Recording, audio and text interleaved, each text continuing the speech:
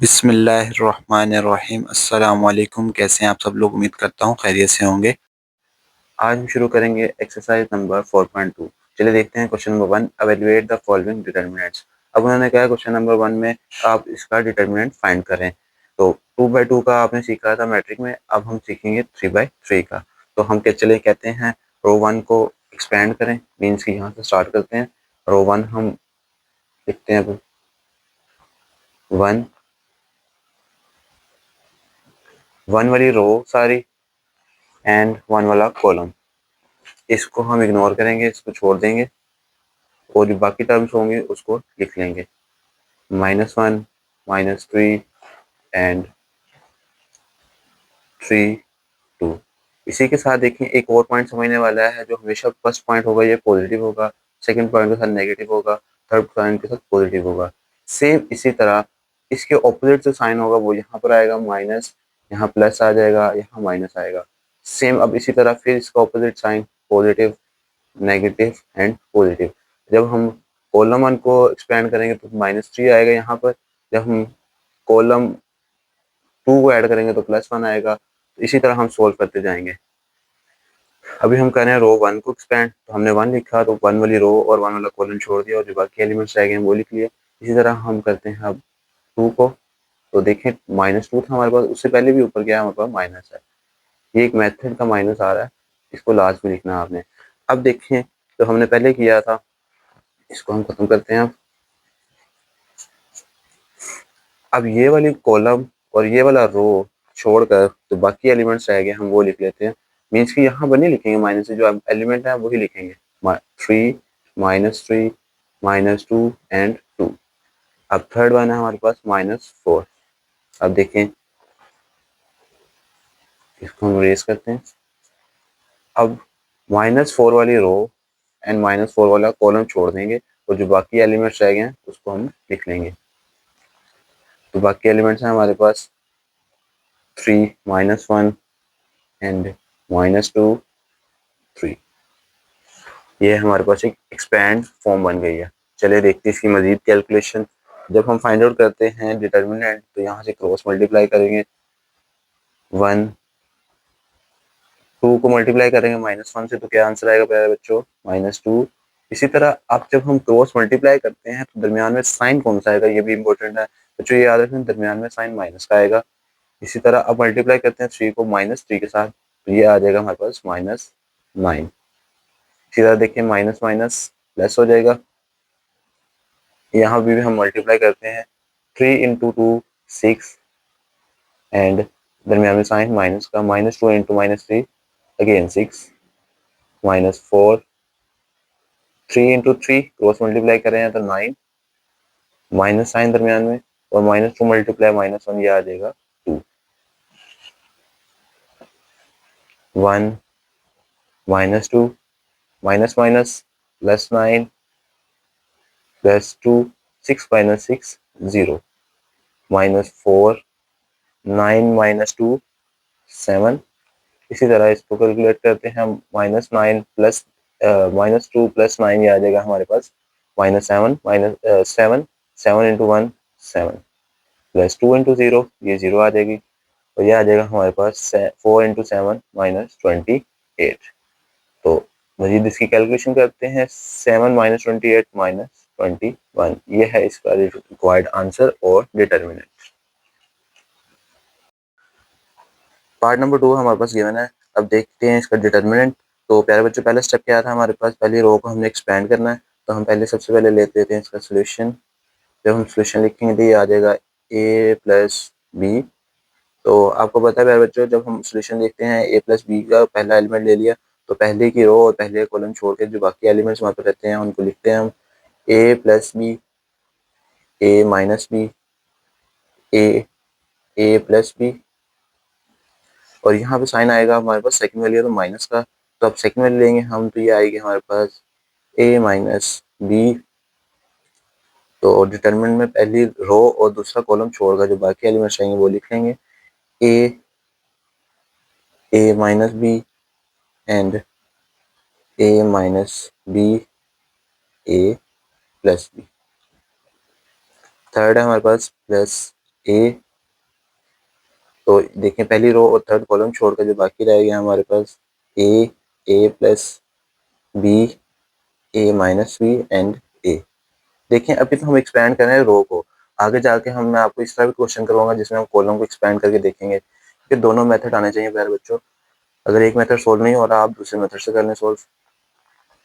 अब देखते हैं इसकी क्रॉस मल्टीप्लाई, तो क्रॉस मल्टीप्लाई देखते हैं अब ए प्लस बी, ये एज इट इज आ जाएगा। तो जब हम इसको अंदर मल्टीप्लाई करेंगे ए प्लस बी तो ये बन जाएगा ना, जब देखें दो बेसिस सेम है तो बाबर क्या हो जाएंगी add.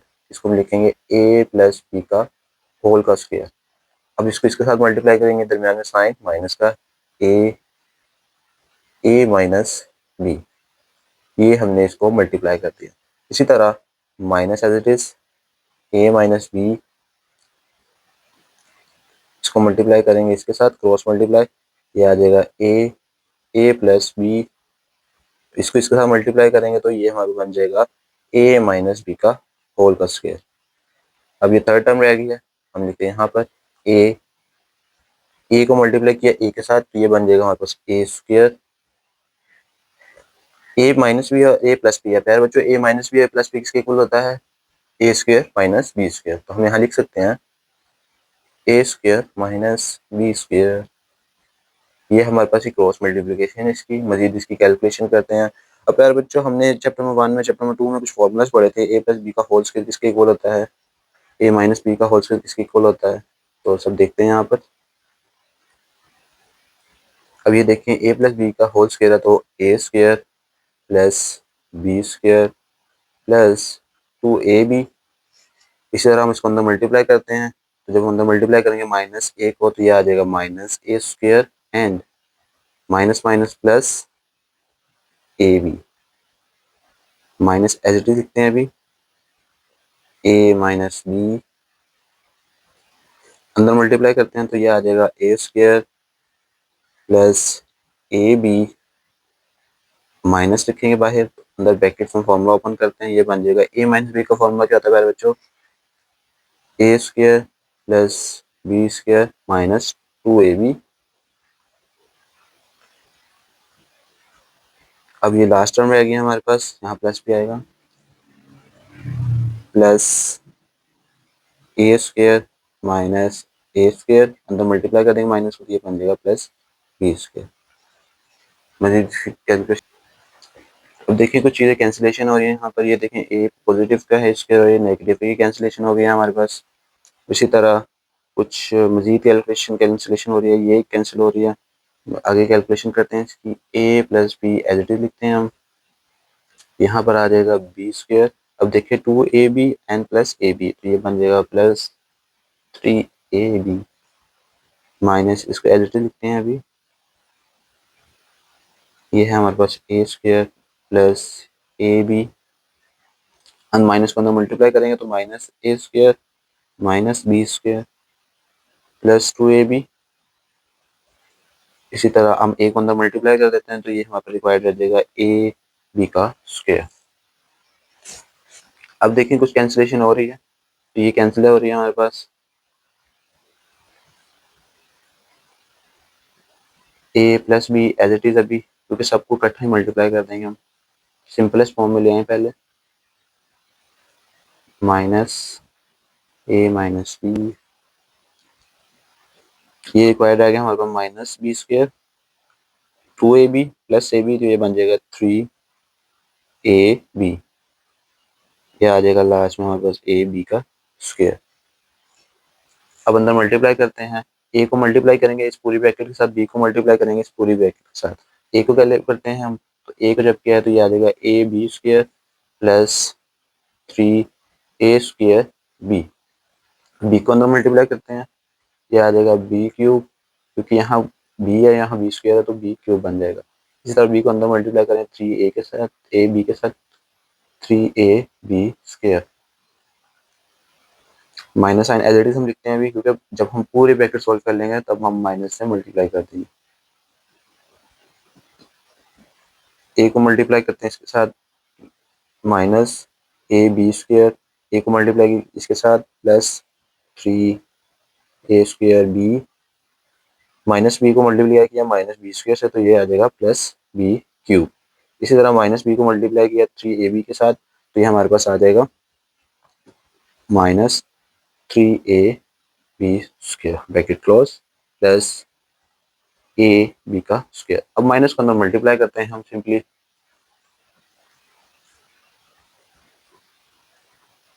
Plus 3a square B plus B cube plus 3a square minus minus plus A B square, ये आ जाएगा minus 3a square B, minus को अंदर मल्टीप्लाई किया इसके साथ, ये आ जाएगा minus B cube and minus minus plus plus A B square. अब देखिए कुछ कैंसिलेशन हो रही है, तो ये इससे कैंसिल हो रहे हैं, minus 3a square B plus 3a square B, तो ये देखे बी क्यूब प्लस क्या है, बी क्यूब माइनस क्या है, तो पीछे क्या रह गया यहाँ पर A B square plus 3ab square, यह बन गया 4, ये 5 एंड 5 प्लस 3, क्योंकि ए और बी स्क्वायर सेम है, 5 प्लस 3 8, 8 प्लस 1 9, तो यह हमारे पास है 9ab का स्क्वायर। ये था हमारा रिक्वायर्ड आंसर। पार्ट नंबर 3 है हमारे पास, हम रो 1 को एक्सपेंड करते हैं दोबारा से, तो हम लिखेंगे यहाँ पर 2x, तो पहली रो और पहला कॉलम छोड़कर जो बाकी टर्म्स आएंगे उसको लिखते हैं 2y y z 2z। अब यहाँ पर साइन आएगा माइनस का, तो सेकंड टर्म हमारे पास x है, तो x ले लेते हैं। अब x वाली रो छोड़कर और x वाला कॉलम छोड़कर बाकी टर्म्स आ गया y z and z 2y, तो यहाँ आ जाएगा हमारे पास y y z 2z। इस तरह थर्ड टर्म हमारे पास x है दोबारा, तो x वाली रो और x वाला कॉलम छोड़कर जो बाकी टर्म्स आएंगे वो लिख लेते हैं y 2y z and z। अब इसको मल्टीप्लाई करते हैं cross, 2x 2y multiply 2z, तो ये आ जाएगा हमारे पास 4yz, दरमियान में साइन माइनस का, तो ये आ जाएगा y इंटू जी माइनस एक्स। इसको क्रॉस मल्टीप्लाई करेंगे तो ये आ जाएगा 2yz minus yz plus x. इसको क्रॉस मल्टीप्लाई तो ये आ जाएगा yz minus z into 2y, तो आ जाएगा 2yz। मजीद कैलकुलेशन करते हैं, 2x क्या आ जाएगा यहाँ पर 3yz minus x yz plus x, तो ये आ जाएगा yz माइनस 2yz तो माइनस yz। इसको अंदर मल्टीप्लाई करेंगे तो आ जाएगा 6xyz minus xyz minus xyz। और देखिए तीनों सेम है, तो इसकी कैलकुलेशन हम करते हैं, इसका जो आंसर आएगा 4yz 6yz minus 1yz minus 1yz, तो ये आंसर हमारे पास रिक्वायर्ड। क्वेश्चन नंबर 1 कंप्लीट हो गया। क्वेश्चन नंबर 2 हमारे पास गिवन है, विदाउट एक्सपेंशन शो दैट। उन्होंने कहा हुआ क्वेश्चन नंबर 2 में आपने इसको एक्सपैंड नहीं करना और शो करवाना है, इसका जो आंसर है वो 0 के इक्वल है। तो अब एक्सपैंड तो हम कर नहीं सकते, डिटर्मिनेंट फाइंड नहीं कर सकते, उसके लिए हमारे पास कुछ प्रॉपर्टीज हैं वो देखते हैं अब हम। लाइक देखें, आपके पास ये हमारे पास एक मैट्रिक्स है, तो इसकी कोई भी दो कॉलम्स या कोई भी दो रोज अगर वो सेम आ जाए, लाइक 1 1 1 आ जाए तीनों, या 2 2 2 आ जाए, कुछ भी आ जाए सेम आनी चाहिए, तो उसका जो आंसर होगा वो 0 होगा। एक और एग्जांपल देखते हैं, अगर हमारे पास 3 by 3 का मैट्रिक्स है, उसमें एक कॉलम हमारे पास या एक रो हमारे पास 0 0 है, तो जो उसका आंसर होगा वो किसके इक्वल होगा, 0 के। ये एक मैं बता रहा था पहली वाली एग्जांपल, अगर हमारे पास ये देखें इसमें दो रो और कॉलम क्या है, सेम है, तो इसका जो आंसर होगा ये भी 0 के इक्वल होगा। जब हमारे पास एक कॉलम या एक रो का आंसर 0 के इक्वल 0 आ जाए, पूरी रो या पूरा कॉलम, तो आंसर हम लिख सकते हैं डायरेक्टली 0। अब देखिए यहाँ पे हमारे पास क्वेश्चन गिवन है 7 8 9 6 5 6 7 एंड 2 3 4। अब देखिए यहाँ से आपको देख के क्या नजर आ रहा है, हम क्या कर सकते हैं इसमें सिम, तो हम देखते हैं, अगर देखें हम रो कॉलम 2 को कॉलम 1 में से माइनस कर दें, तो रोल कॉलम 2 को कॉलम 1 में से माइनस करने का फायदा क्या होगा हमारे पास। देखें जब हमारे पास कॉलम 2 ये है, तो लिखते हैं यहाँ पर सिंस C2, अब इस चीज को हम क्या कहते हैं, C1, C2, C3, क्योंकि ये कॉलम 1 है, कॉलम 2, कॉलम 3, और ये क्या होगा, रो 1, रो 2 एंड रो 3। जिसमें चेंज आएगा उसको हम पहले लिख लेंगे, जिसमें चेंज नहीं आएगा उसको हम बाद में लिखेंगे।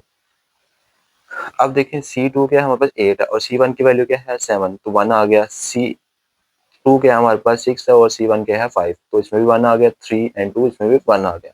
देखिए ये रो सेम हो, कॉलम सेम हो गया। इसी तरह हम नेक्स्ट प्रोसेस भी एक और करेंगे, C3 को माइनस करेंगे C2 में से, तो C3 क्या हमारे पास 9 है और C2 क्या हमारे पास 8 है। यहाँ 1 आ गया, यहाँ पे 1, यहाँ पे 1। अब देखिए दोनों रो क्या कॉलम क्या हो जाएंगे, सेम हो जाएंगे, तो हम डेफिनेटली लिख सकते हैं। तो जब दो रोज, व्हेन टू रोज और two columns are equal, then we will answer provide is 0। तो हम लिखते हैं, पहली कॉलम हमारे पास एज इट इज आ जाएगा, तो इसको हम माइनस करके लिखेंगे तो 1 1 1। खुद देख सकते हैं C2 हमारे पास क्या 8 है, C1 हमारे पास 7, तो 1 आ जाएगा। इसी तरह इसका भी जो आंसर आएगा 1 1 1 इक्वल टू 0। अब आप डिटरमिनेंट लेके देख सकते हैं, तो डिटरमिनेंट लेंगे तो इसका आंसर 0 ही आएगा। तो हम इसमें शो करेंगे अब, when so C2 equal to C3, then the answer will be 0। यह था हमारा पार्ट नंबर 1। पार्ट नंबर 2 है हमारे पास गिवन, तो देखते हैं इसका सोल्यूशन। अब देखें इसमें कोई सी दो रोज हमने इक्वल लेकर आनी है, या तो उसको 0 बना लें पूरी को, या तो इसको इक्वल ले आए। तो बेस्ट हमारे पास यही है, उसको इक्वल कर लें तो आंसर हमारे पास 0 हो जाएगा। तो इसमें देखें हमारे पास केस बन रहा है, अगर हम कॉलम 2 को ऐड कर दें कॉलम 3 के साथ, तो क्या फायदा होगा, कॉलम 2 को ऐड करें कॉलम 3 के साथ, तो कॉलम 1 में तो कोई चेंज नहीं आएगा, वो तो एज इट इज लिख देंगे हम। तो अब देखिए मैंने बताया था जिसमें चेंज आता है उसको हम क्या करते हैं, पहले लिखते हैं। तो थर्ड कॉलम भी हम एज इट इज लिख देंगे। अब यहाँ पर चेंज आ जाएगा। अब 6 माइनस 1 क्या होता है हमारे पास 5, 2 माइनस 2 प्लस 0, ये आ जाएगा हमारे पास 2 minus 8 plus 10 2।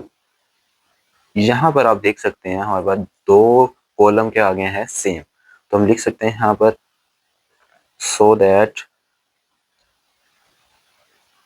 Column 1 equal to column 2, तो आंसर विल बी 0। यह हमारा प्रूव है, हेंस प्रूव।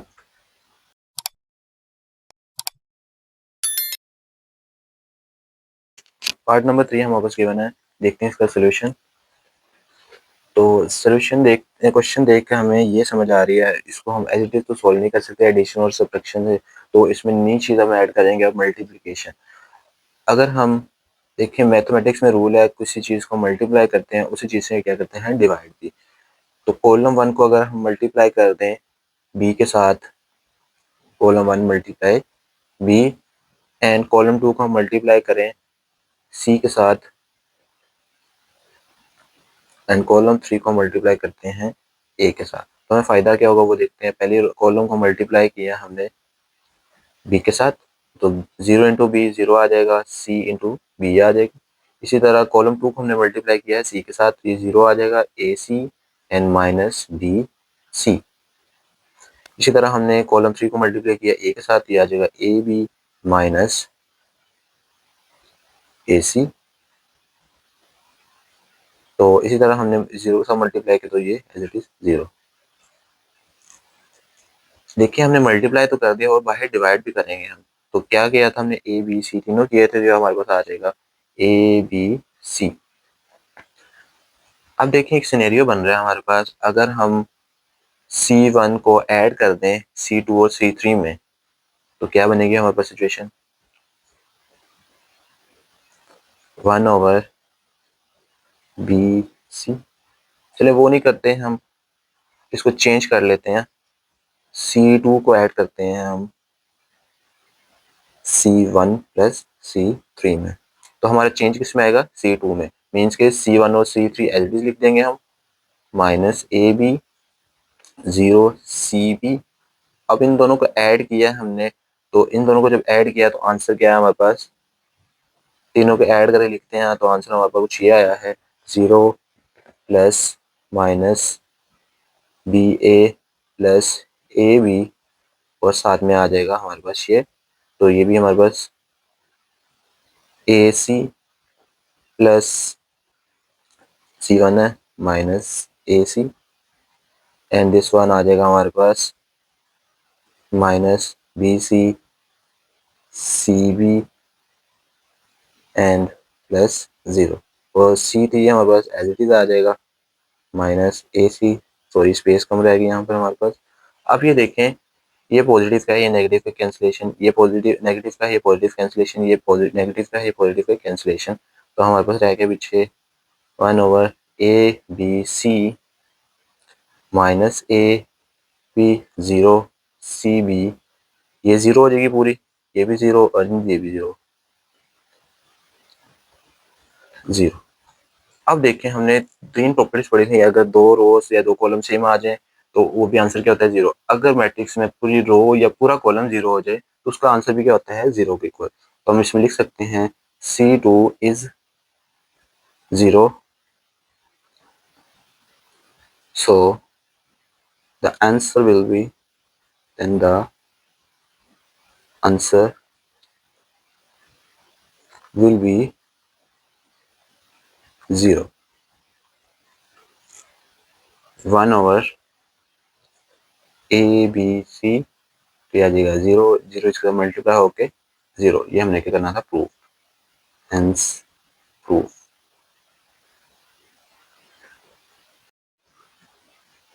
पार्ट नंबर 4 हमारे पास गिवन है, एक कॉलम तो हमारे पास सेम है तो दूसरा कॉलम को हम सेम कर लेते हैं। अगर हम कॉलम 1 और कॉलम 2 का ऐड कर दें, कॉलम 1 प्लस कॉलम 2, तो किस में चेंज आएगा, कॉलम 1 में। तो दोनों को ऐड किया तो हमारे पास आ जाएगा L plus M plus N। तो यहाँ पे अरेंज करके लिख लेते हैं हम L plus M plus N, तो यहाँ पे अरेंज करके लिखते हैं L plus M plus N। ये second column as it is L plus M, third column भी एज इट इज आ जाएगा हमारे पास। अब देखिए यहाँ से ये क्या चीज़ है, हमारे पास सेम आ रही है, तो इसको हम क्या कहते हैं, कॉमन ले लेते हैं। Taking common L plus M plus N from C1 में से। तो जब हम C1 में से कॉमन ले लिया तो हमारे पास पीछे रह गया। अब देखिए ये सारी कॉलम हमने कॉमन ले ली, तो यहाँ 1 आ जाएगा, यहाँ पे 1 1, तो ये same as it is column 2 L plus M, तो ये भी सेम। अभी देखिए हमने प्रॉपर्टीज पढ़ी हैं, जब दो रोज या दो कॉलम सेम आ जाए हमारे पास तो उसका आंसर क्या होता है 0। तो देखिए इसमें दो कॉलम सेम आ गए हैं, तो हम लिख सकते हैं L plus M plus N 0। तो इसको 0 से मल्टीप्लाई करेंगे तो answer will be 0। Part number 5 हमारे पास गिवन है। तो प्यारे बच्चों, जैसे कि आपने सीख लिया है एडिशन करना, मैट्रिक्स के अंदर मल्टीप्लिकेशन करना सीख लिया है, सब्ट्रैक्शन करना सीख लिया और कॉमन लेना सीख लिया। अब देखिए इस क्वेश्चन को देखते हैं, यहाँ पर चल रहा है अगर हम इस कॉलम में से 3x को कॉमन लेते हैं तो कुछ ये सिनेरियो बनता है। तो चलिए देखते हैं। Taking common 3x from C3, तो ये हमने कॉमन ले लिया बाहर,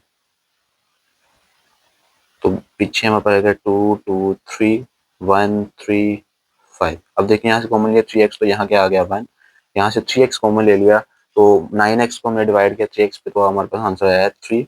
इसी तरह 15x को डिवाइड किया 3x पे, क्योंकि 3x कॉमन लिया तो हमारे पास आ जाएगा 5। अब देखें हम इसमें कह सकते हैं C2 इक्वल टू C3। आप दूसरी कॉलम को भी ले सकते हैं, कि दूसरे कॉलम को सॉल्व करना काफ़ी मुश्किल हो जाएगा इस हिसाब से। तो हम अब इसमें लिखेंगे when two columns or two rows something is equal, then the answer will be 0। तो 0 into this answer will be 0। ये था हमारे पास रिक्वायर्ड आंसर, hence proved।